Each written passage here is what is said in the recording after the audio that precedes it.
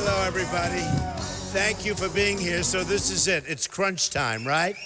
It's crunch time. We've all worked very hard for this, and we wanted to make this stop. It was going to be just a quickie and a great group of people, but these are our very close friends, so we wanted to stop. We're going over to Cedar Rapids right now. In fact, I just learned we can't fly in, so we're driving in. So I'll get the hell out of here fast. Is that okay? But it's going to, no. We're going to take the best care. But I want to thank everybody for being here. It's been such an amazing experience. First of all, Iowa is a great place. It's a great state with just the most fantastic people. And I must say, win, lose, or draw, I love you folks all. I love you all. It's been the kind of crowds we've gotten, the kind of reception we've had, and but tonight, it really is. It's crunch time. All of this work, it's all about this. I put up my own money. I self-funded. In fact, I see all these guys, they get money from all these other people. Many of the people I know, not good people, some good people, but many of them are not good people, meaning they worry about themselves. They don't worry about the country. And with me, I want to just do what's right. I've done great in the country.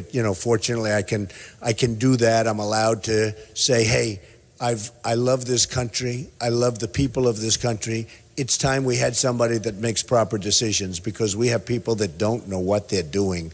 Whether you look at the Iran deal, it's incredible. When you look at the Iran deal, when you look at any deal, I mean, look at the trade deals, you don't see that as often. It's not as obvious. But what these other countries are doing to us, they're just cleaning our clock.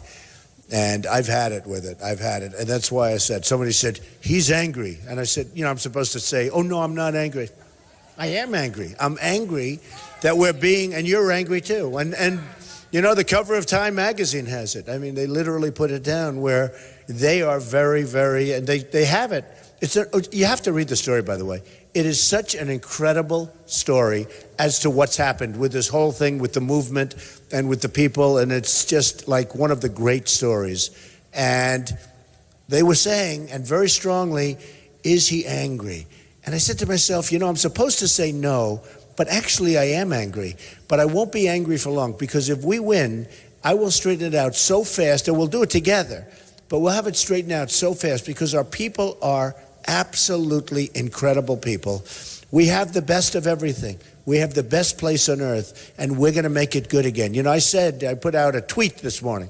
I said, we're going to take back our country. This is when we start. This is day one. We're going to take back our country from these incompetent politicians that don't know what they're doing. It's true. They don't know what they're doing, and if they did know what they did, and I will tell you, some of it's worse than what you think about not knowing. Many times they do things that you say, oh, they're not very smart, they can't be doing this, they have to be totally incompetent. The truth is, they do things for people that give them the money.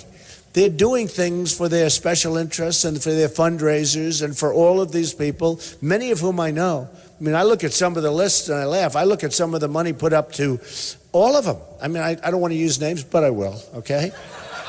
No, I mean, I'm looking at the money put up by Ted Cruz, for Ted Cruz. It's incredible, the people there. It's controlled. And he will destroy your ethanol business 100%. 100%. And look, I'm not really blaming him, because he's financed by oil people. The oil people don't want ethanol. It's very simple. Especially now, because with the prices going down, the last thing they need is more competition. So the oil people are funding him, and they don't want ethanol. Your ethanol business, if Ted Cruz gets in, will be wiped out within 6 months to a year. It's going to be gone. It's going to be gone. And as you know, the ethanol folks, like Trump, I've been consistent, I've been solid, and I'm a supporter, and I always will be a supporter. And I view it differently. I view it, the more energy we can have. We never want to be in a position like we've been in over the last many years. Now, we're just now starting to come out of it, but all of a sudden production's going to go down, prices are going to go up, you're going to end up with the monopoly again.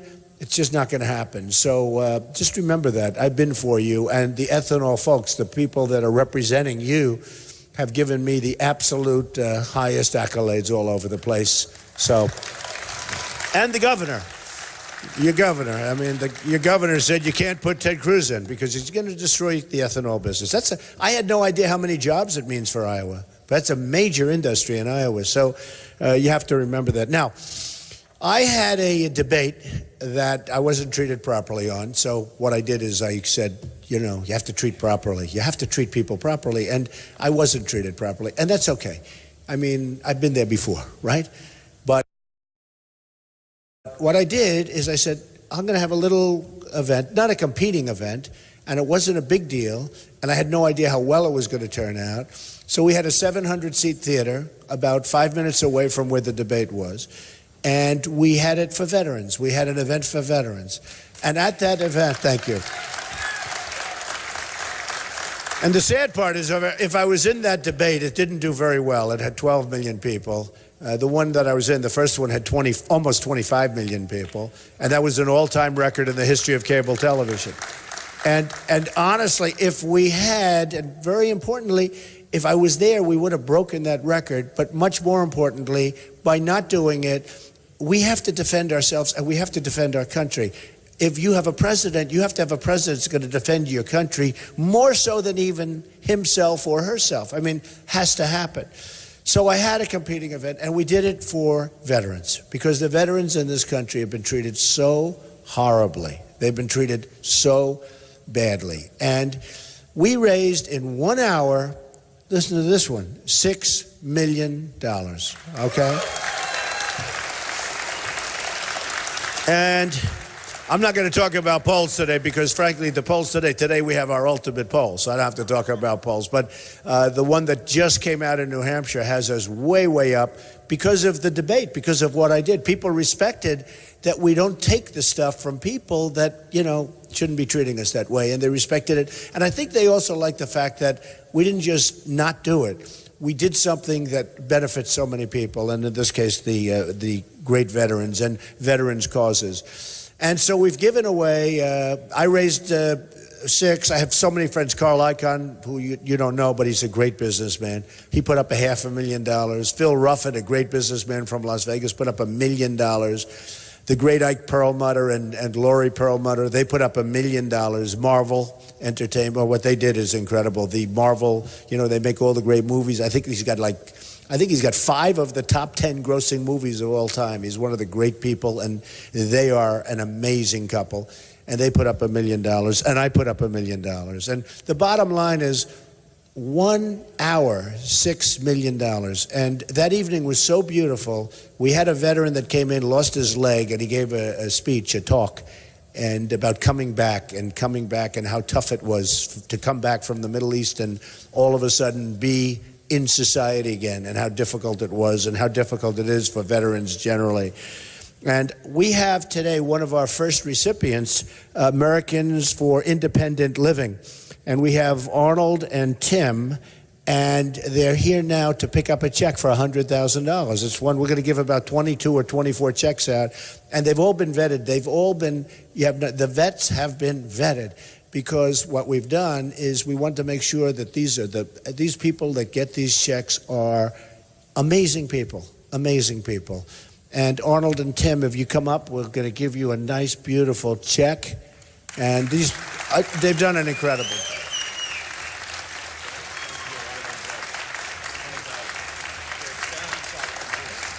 No, you get in the middle. I don't want to be in the middle.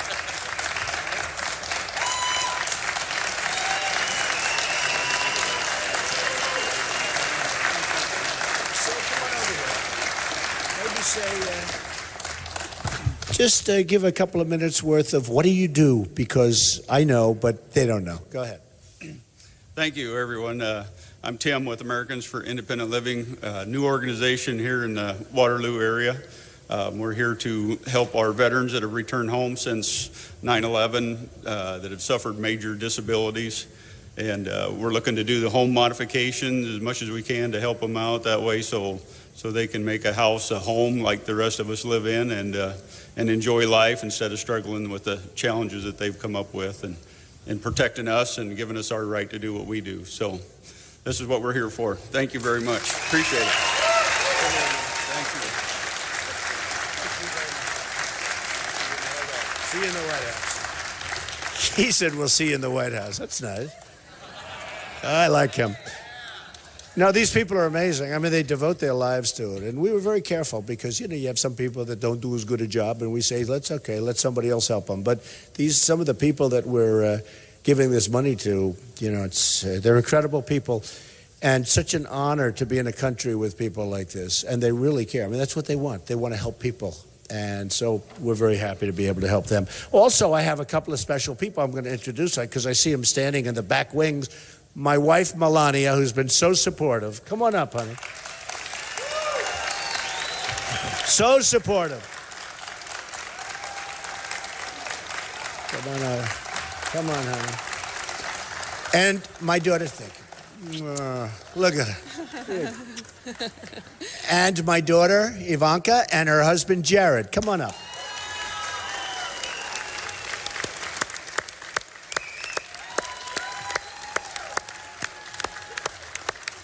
And Jared's a very successful man from New York. He's done a fantastic job, creates a lot of housing for people and real estate. And Ivanka's Ivanka. We know Ivanka, right? And she's going to have a baby perhaps in 10 minutes or a week or 2 weeks or something, but we're ready. You know the joke. It's been going on around. I said, please have your baby in Iowa. I would not lose this. It's no way I could lose. We're all prepared. We even have a place picked out, but, perhaps that won't happen. But I just want to thank you all for being here. Ivanka, you want to say a word for a second? Come on. It has been such a pleasure to be here for the last several days with my father, going around and meeting the amazing people of Iowa. The reception has been so warm, and I think that's in part because my father's really created a movement. With all of your help, people want to see change, and he's going to effectuate that change. It's been what he's done his whole life. So my father will undoubtedly make America great again, and we appreciate your support. So come out tonight, 7 o'clock in caucus for Donald J. Trump. Thank you, everyone, for being here.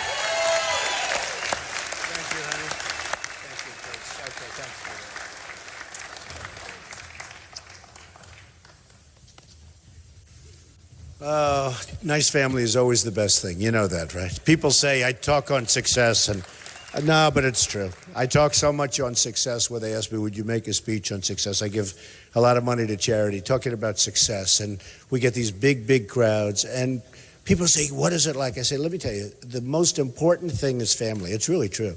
I've seen the most successful people in the world. I deal with them. Some of them are giving me money for the vets. But I deal with them all the time, and they have tremendous money, and they've done a tremendous job, and they put working lots of jobs, lots of education for families, and hospitalization, and all sorts of things. But when you have great family life, you have a wife and family that you love, or you have a husband that you love with your family, it's honestly, those are the people that I see that are the most successful people. Some of the people that have made this vast sum of money have, and not all, but some of them are actually not happy at all. And so when you say, who's the successful person? Somebody that's really happy because of the family and because of whatever, and or somebody that's made, billions of dollars and does not feel so great about themselves and is always wanting more. It's like an interesting thing, but the happiest people I've seen are the people with the great family life. And by the way, believing in God, so important. And I've seen that so much, so important. And I have to tell you, I've been in Iowa now for a long time. We've made many trips here, many stops, and I've gotten to know many people. The evangelicals have been unbelievable to Donald Trump. They have been unbelievable. Boy, do they understand me. They understand me better than anybody. I said that this morning to somebody. I said, I think the evangelicals really do get me.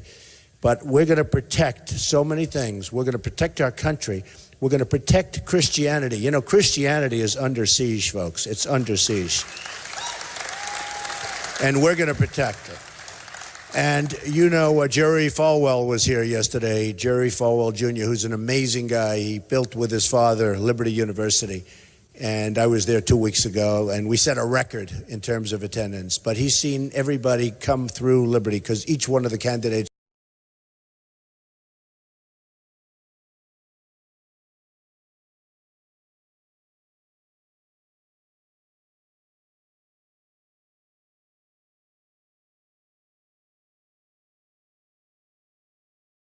votes automatically. It's like an automatic stop.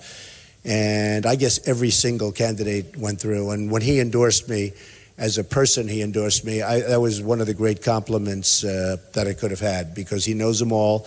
He sees them all. Not an easy thing for him to do. He doesn't do that. I think this is the first time. So when he came out and did that, to me, that was a great compliment. And I think it had a huge impact, frankly, because our numbers with evangelicals, they were good before, but they went shooting through the roof. So a combination of Jerry and Sarah Palin, who is a terrific person and a terrific woman, she came out and endorsed us, and that was so nice and so great. And I think that had an impact. And on the border, who's better than Sheriff Joe of Arizona, right?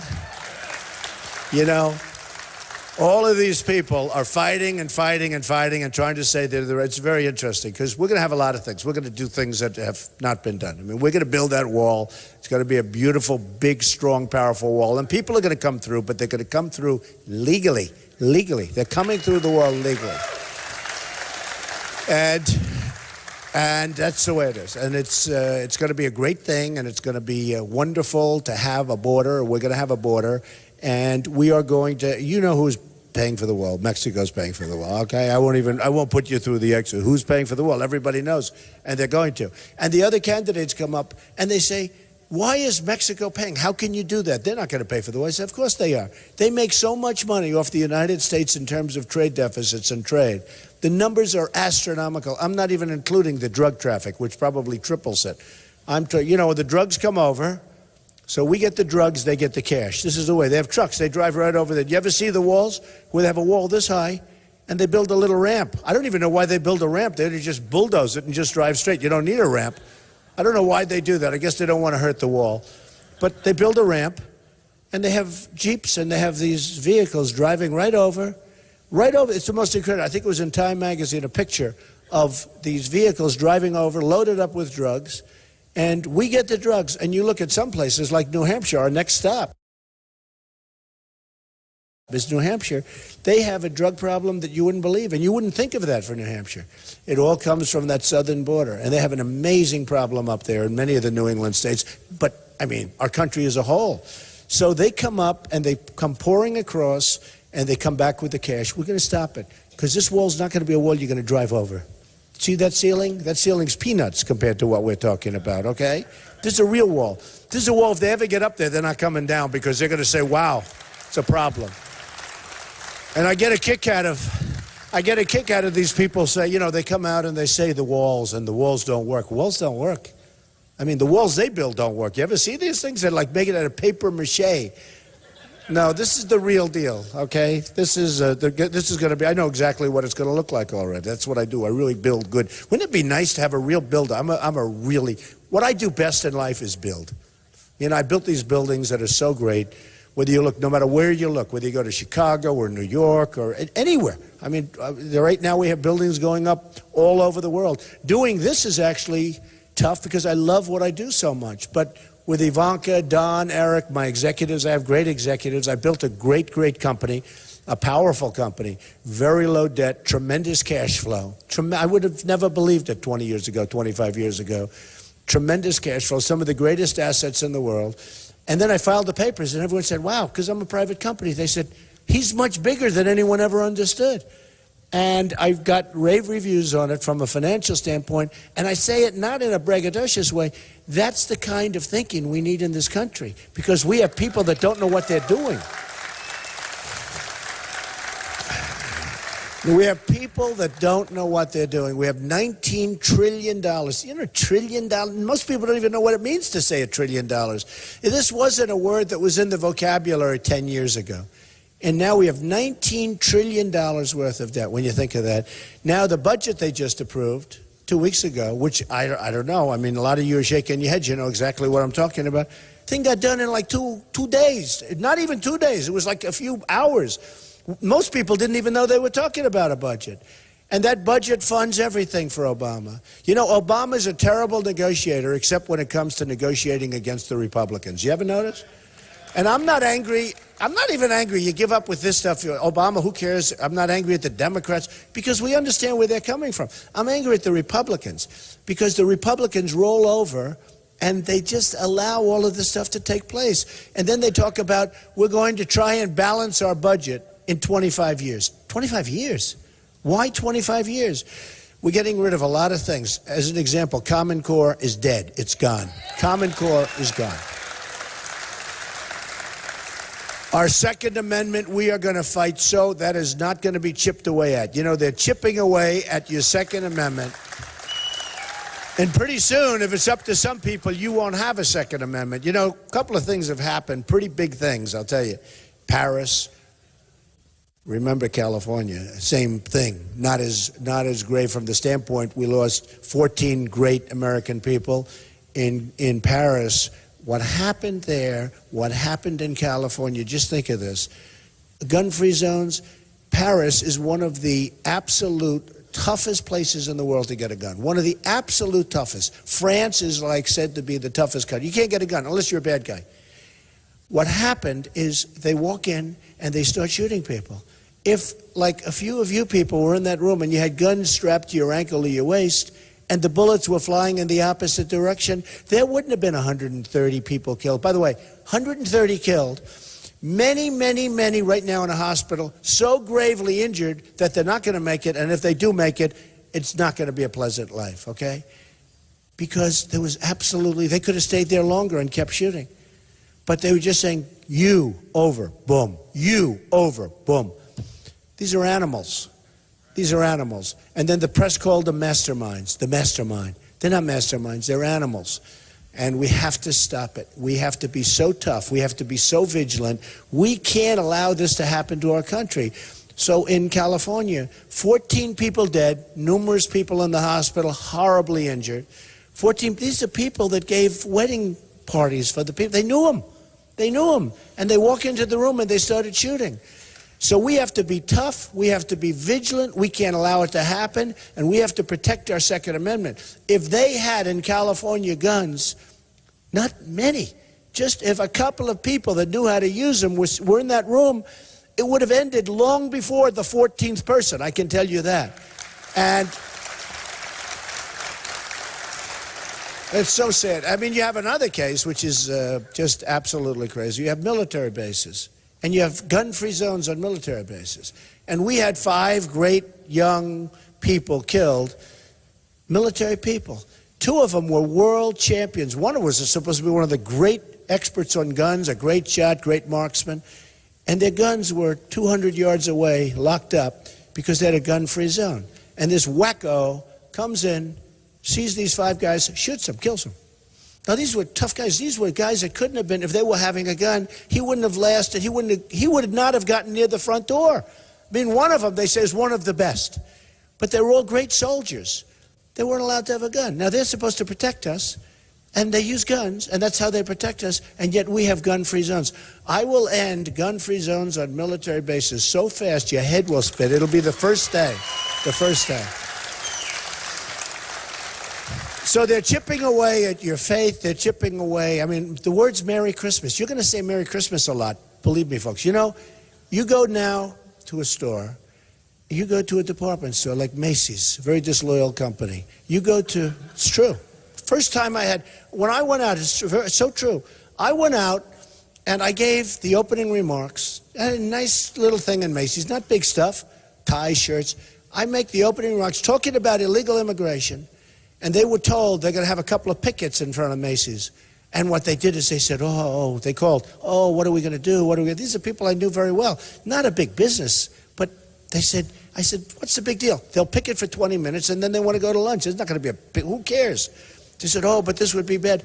In the meantime, you know, they paid all sorts of penalties and fines for non-inclusion and lots of other things, okay? But they terminated, so they're very disloyal. I will never forget Macy's, because I would have never thought that was possible. And they did it over illegal immigration. Then it turned out 2 weeks, by the way, would we be selling right now shirts and ties and perfumes, and you can get them elsewhere, by the way. Go get them elsewhere. I never liked those stores very much anyway. But if you think about it, you know, the country's about loyalty. You want loyalty in the country. So I mentioned during that speech illegal immigration, and all hell broke loose, right? I took heat. Rush Limbaugh, who's an amazing guy. Drudge, an amazing guy. You know Drudge? He's like one of the great people. He's a He's a powerhouse. But I'll tell you, Rush said, I've never seen anybody take more incoming than Donald Trump for saying something that was right. 2 weeks later, everyone's trying to pivot to me. They're all trying to come and talk about illegal. We wouldn't even be talking about illegal immigration if I didn't bring it up at that opening day, June 16th. Now, it's a long time ago, hard to believe. Here we are, first day, but June 16th. We wouldn't even be talking about illegal immigration. Now they're all trying to come on board. And the funny thing, my wife said to me the other day, darling, he just said wall. One of the candidates, I won't even say who, what difference does it make? But one of the candidates said, we will build a wall. You know the way they talk? They don't really talk. They like, everything's always like a debate. They're talking to a reporter. We will build a wall. I actually said about Ted, who's a nice guy, I said, he's a good debater, but he's a bad talker. Does that make sense? We will build a wall. And my wife said to me, that's the first time I've heard anyone say they're going to build a wall. Nobody ever said, did you hear anybody say they're going to build a wall other than Trump? And when we get Sheriff Joe, that really is, that really validates what I'm saying. But we have to build a wall, because without a wall, we don't have a country. People are pouring through our border and all over. It's like a sieve. It's like water just pouring right through. And then Obama issues an executive order, and he said, let them come in. And amazingly, the courts, at least temporarily, have stopped them. But it doesn't matter, because if I get in, that'll be the first executive order I end, is that executive order. We won't have to waste our money on lawyers. We're not going to have to waste our money on lawyers. So just a few things, and then we're going to have a big day. And look, the big thing is you got to get out, you got to caucus. I mean, another poll just came out, Quinnipiac, very good poll. We're actually higher than even the Des Moines Register Bloomberg, which came out yesterday. I guess there we were 5 or 6 points. Now I think we're 7 points up in Quinnipiac. But it all doesn't matter, because I hear they all have these great ground games. They got people pouring in buses and trucks, and they're spending all of this money that they're given by the special interests and the lobbyists, and they're spending, and they have unlimited money for that. And so do I, frankly. I mean, so far I'm very proud of something. I've spent less money than anybody else, and I have the best result. I'm number one. It's great, right? And that's what I want to do for our country. I mean, a guy like Bush, he spent $100 million, and he's down at the bottom. Now, he spent $100 million. For our country, I want the person that's going to spend the least and get the best result. Right now it's Norway. Well, right now in education, it's Norway, Sweden, Denmark, China. These are all great places for education, right? We're number 28. In other words, we're toward the bottom of the pack. We have literally nations that you wouldn't believe ahead of us. They're like third world nations ahead of us in education. And yet we spend more money per pupil than anybody else by far. Second place doesn't even exist. It's so far behind. So we spend more money. That's like Jeb Bush. We spend more money and we have a bad result. We're going to spend less money. We're going to bring it back locally. You're going to take over. It's going to be so beautiful. And, I've seen it. I've watched it, because over the years I've watched it. I've seen parents that really joined their school boards and joined their whole little circle of friends to make a school beautiful and good. And their sons and daughters graduate, and they stay on, and they love it. They love it. They do it with love and with intelligence, by the way, but they do it with love instead of having the bureaucrats from Washington running schools in Iowa, which is ridiculous. So someday, we're going to, if I get in, I'm telling you, we're going to spend less money, and we're going to have much better results, not only in education, on everything else. You look at the military. We have a military that's being decimated. It's being decimated. And the money we spend tremendous amounts of money, but it's being decimated. But we're protecting so many countries. We protect Germany. Nobody even knows that. Does anyone know we're protecting Germany? The money, it's a behemoth. It's an economic behemoth. Of course, it's been hurt very badly when your wonderful Angela Merkel allowed millions of people to pour into that country that nobody knows where they're from, where they are. And as I left this morning, I saw something very interesting. In Sweden, they had gangs of people in masks and others, Swedish people, that were going after the migrants because there's been tremendous crime committed. And they've had enough, they've had enough. They've had enough of the stupidity. And these people, I believe in protecting people, but you build a safe zone. I was the first one to say it. Build a big, fat, beautiful safe zone someplace in Syria where you can, where you can have it, right? and you build it, and but you get the Gulf states. The Gulf states, Saudi Arabia, before the oil came down, but they're still doing very well. Of course, they're less to take out oil than any place else. But Saudi Arabia was making $1 billion a day. And we protect them for nothing. It's going to all change, folks. It's going to all change. We spend so much money. Everyone says, oh, well, we spend 10 times more than every other country or any other country, and even more than that. But you know what we do? We spend it all protecting, we spend so much of it protecting other countries. And in some cases, those other countries are economic behemoths, like Germany, like Japan, like South Korea. We protect South Korea. And I have friends, and by the way, love the people of Germany, love the people of Japan, love the people of South Korea. I have buildings in South Korea. It's a very great place. But we have 28,000 soldiers, 28,000 on our line. We have 28,000. Think of it. We get like peanuts. So we're protecting them. And try ordering a television set. Just give it a shot. Made in the USA. There is no such thing. No such animal. They're all made in South Korea.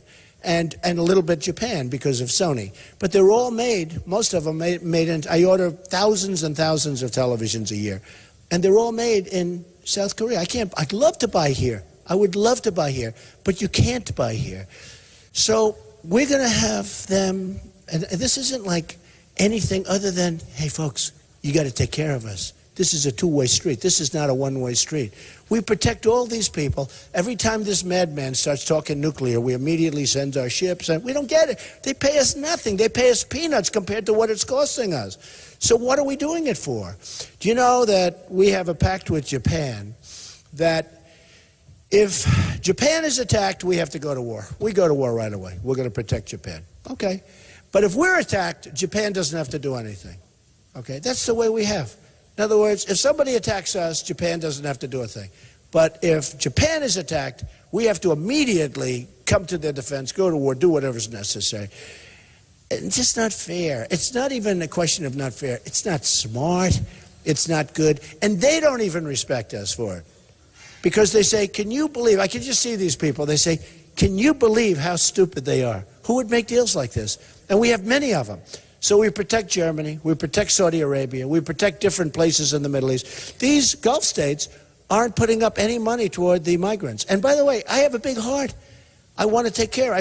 But they're not coming into this country because we don't know who they are. There's no way of finding out who they are. They have no papers, no documentation. They could be ISIS. And you look at those migration lines, you look at that great migration, have you ever seen so many people? It's like one of the lines trying to get into our event the other night when we had it the other night for the veterans. It was, I mean, literally, it was so, we could have filled up that arena. We could have filled it up 10 times over. It was the most incredible thing. But when you look at that migration, so many people. And what's the story? So many young, strong men. Young, strong men. And you say, what's going on? This doesn't look right. I mean, there's something wrong here. So we're not going to allow them.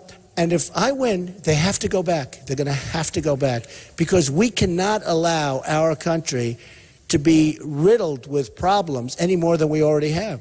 We have a tremendous immigration problem. We have so many different problems. We don't know where these people come from. We're never going to be able to find out where they come from. It could be the great Trojan horse of all time. They're going to have to go back. We're going to try and get the Gulf states. I tell you what, I'll put a lot of pressure on them because I don't want to spend our money. I want a safe zone, but I don't want to spend a lot of money on it because we don't have a lot of money. That's why we should have never given the money back to Iran, the $150 billion. We should have told them, I'm sorry, we don't have it. We don't have it. Sorry, folks. And we should have never, ever started that negotiation until we got our prisoners back. To go through that whole negotiation, and you watch, that's going to lead to a lot of bad things because we essentially paid $150 billion to get our prisoners back. That's going to lead to a lot of bad things. So I just want to say tonight is so important. This is the beginning of taking our country back. It's going to be an amazing period of time. We're going to all remember each other. I'm going to remember you. I'm going to remember the crowds and the unbelievable positive. I mean, people love this country so much. Somebody asked me before, one of the reporters called, and they said, what have you learned? I said, I learned how much people love our country. They love our country. It's incredible. When I see what goes on, it's just incredible. When I see when we have 21,000 people in Dallas and we have so many, I mean, the crowds are so incredible. We have 35,000 people in Mobile, Alabama. A couple of weeks ago, we had 20,000 people in Oklahoma. And now we're leading all the polls and we're leading Iowa, but it doesn't mean anything. You got to go out tonight and caucus. I mean, you people are all fans and you're fans of ourselves. But tonight, you have to go out and caucus, and it looks like the snowstorm is not going to be hitting us until sometime fairly late, like at 1 o'clock, 2 o'clock, 3 o'clock in the morning, maybe even not even till the next day. And so that's really good, because they all say the more people that go out, the better we're going to do. And I don't say me, I say we, because it is we. It's a movement, it's we. So you've got to go out. I kid when I say if you're in bed, if you're sick, if you can't walk, if the doctor says you cannot leave, I don't care. Get out of bed and come. You got to do it. You got to do it. So hopefully tonight we're going to have the beginning of what is going to be, in a certain way, a very positive revolution. I mean, this will be a very, very positive revolution. We're going to take our country back, and we are going to make America great again. And I love you all. And thank you all. Special people, thank you all. Appreciate it. I'll sign some. Thank you. Thank you all.